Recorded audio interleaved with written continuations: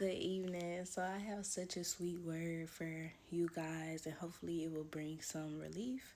Today I was led to read Psalms 121. This is the seventh Psalm of God. And for those of you who have been seeing the number 7, I have a word that I'm going to share after that. It's now 8:07 p.m. This is the seventh Psalm of God, which I just realized when I clicked on the camera, and the Lord had given me a dream where I was telling people about the number 7 and that it means completion. Right now, my phone is on 10%, and yeah, I clicked the record button and it says 10 minutes. So I was like 10:10, and that's also a sign of completion, the process being complete. But before I talk about that, I want to read this psalm and go deeper into depth in what the Lord took me through today. It says, I will lift up my eyes to the hills. From whence comes my help? My help comes from the Lord who made heaven and earth. He will not allow your foot to be moved. He who keeps you will not slumber. Behold, he who keeps Israel shall neither slumber nor sleep. The Lord is your keeper. The Lord is your shade at your right hand. The sun shall not strike you by day, nor the moon by night. The Lord shall preserve you from all evil. He shall preserve your soul. The Lord shall preserve your going out and your coming in from this time forth and even forevermore. So this psalm was a psalm of ascent. This is one of the songs that the people who were going up towards Jerusalem would sing on their way. So during their journey, their travel to the point at which they were trying to get to, they would sing these songs to keep them in good spirits during their walk. And that's exactly what I feel like the Lord wants to do today, is he wants his children to remember to sing out these psalms in times like this, to bring them back into good spirits, because the journey is already, the destination is already ready. It's already complete. It's already set up for you. What I wrote down is God is no longer preparing the outcome. He's preparing you for the outcome. Let God prepare you. Yeah. Hold on. So, I had a very nice day with the Lord. I went to a lighthouse, and that might be or seem completely off topic, but I'm going to fit it all in. So, as I began to do study on this psalm, I pulled up David Guzik's commentary, and one of the things that it is listed is David Livingston was one of God's missionaries and explorers of the continent of Africa. So Psalm 121 and Psalm 135 is a song that he sang continuously throughout his journey, and his wife sang that song as she was going on the journey, so that she could know and just her heart could be settled that the Lord was protecting him. So the crazy thing about that is David Livingston traveled the ocean many times. I spent today, I was dolphin watching, and I went to a lighthouse and I was looking upon the ocean. There were boat rides on the ocean, all of these. And so when I climbed the lighthouse, it just reminded me how the Lord is, for one, the light. He is the lamp to our feet, and we are supposed to be like lights. And it gets really lonely in this lighthouse, but this lighthouse is a beam. It keeps this light glowing, and it's a beam of light that brings mariners a sense of guidance, so that they can know when they're out on the sea where to go to get to the harbor, where to go to get to safety. And it also sends out warning signals as a source to prevent people or mariners from hitting icebergs or whatever. And it also can go in the night when the light can no longer be seen because the mist is fogging the light. The lighthouse workers have this bell or something that makes noise so that the mariners still have this direction even when they cannot see. And it just makes me think about how Jesus is the keeper. Just like keepers in a lighthouse keep the light ablaze, Jesus is our keeper. And during our journey, he is who guides us. He guides us to our harbor. If we keep our eyes on him and not the situation, he also keeps us away from danger danger.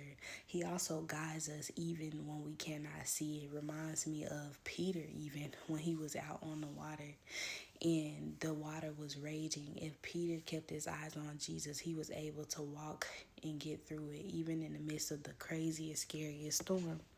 So yeah, I wrote down, God is with you in the journey, not just the destination to Jerusalem. A standing believer must look at Jesus. A boat on the ocean looks like a boat on the ocean looks at the lighthouse. This psalm talks about how Jesus does not sleep or slumber. If the lighthouse workers do not keep the light, and the light back in the day used to be burned with oil, so it had to be continuously kept ablaze, just like the menorah in the Bible, then people on the ocean would lose their lives. Lives depended on it. And the scripture says here that God does not slumber and he does not sleep. He will not slumber. He will not sleep. He will be there. He's continuous. He's constant, just like the lighthouse keeper. And I also saw that Shamar is mentioned in this psalm 6 times, which is a lot for this small passage of scripture. And this means keeps and preserves. The Lord is your keeper. He is your preservation. Nothing else. Your destination is not your preservation. You are not your preservation. It's the Lord. So just keep your eyes on him. As I read through these books, I also got a little side message about how these are women who kept the lighthouse. Just so many little messages on the side. But lighthouse keepers themselves had to be persevering, have fortitude and courage. And they had to be consistent. Many of these women in here, sorry, the noise in the background. Many of the women in here mentioned have experienced the death of either a father or a husband and are keeping the lighthouse because they know people's lives depend on it. And just like the Lord is a light, we are now lights as well. The Lord said, let our light shine. And we have to be careful not to let our light be dim because of what's going on in the world or what's going on in our own life. We have to make sure that we shine because other people's lives depend on it. So some of these women, their husbands would die and they still continue to work the lighthouse. And sometimes they would have to leave the lighthouse, get into a boat and save people who were experiencing shipwreck. And that's kind of like the life of a Christian. This man, he was keeping a lighthouse, and this story is just so beautiful. It's about how most of the time he was alone, even though his woman lived across the water, and then sometimes she would come out there and be with him, and they had their family, and their whole life was in the lighthouse, and he jotted on his journal, and they had this little solitude life, quiet life. And it just reminded me of like my recent journey. I had recently I recently traveled or whatever, and I traveled here, and this is where the Lord sent me. I asked him to give me signs. I said, Lord, if this is where you want me to come, give me a sign. Give me a big blue sign. So I'm looking for billboards while I'm traveling, and I'm seeing all types of signs. And then I get here, and this is the second sign by far. I was looking for some shoes, and I was trying to find swim shoes, and the only swim shoes I could find were blue. I was looking for black to match my outfit. So I found some blue swim shoes in my size, which is a size 7. That was the only one in my size. Then when I got to my place had blue blankets, and it's the same blue as my phone. And then my room was full. My room key was blue. And the Lord continuously kept giving me sign after sign after sign. But those were 3 of the signs. And I just laughed. And I was like, okay, Lord. And he just been talking to me throughout the whole time being here. As many of you know, it was my birthday yesterday, and I'm very far from my family, so nobody was able to make it. So I just went, just me and the Lord, and I just sat and I was like, Lord, sometimes I do feel like I don't have the company or companionship that I want. And I even invited friends, and they were unable to come because of work or whatnot. And the Lord just began to pour into me and show me just a lot. I had a lot of fun yesterday, and he began to talk to me about, a lot of things. One of which is something that I had to heal from and still have to heal from is the dependency and the anxious attachment that I developed as a child that he is breaking off of me. So when I do get the things that I'm asking for, I don't become a handicap to anyone but a helper to the people in my life. And it's kind of rainy, so I came back inside. And when I was inside, and even before then, I heard this song over and over in my head by Madison Ward. And it goes like this: I know, there ain't a road that I will ever walk alone. I know, there ain't a place that I could be that you won't go. And I want to read some more of the lyrics because this is what the Lord is saying.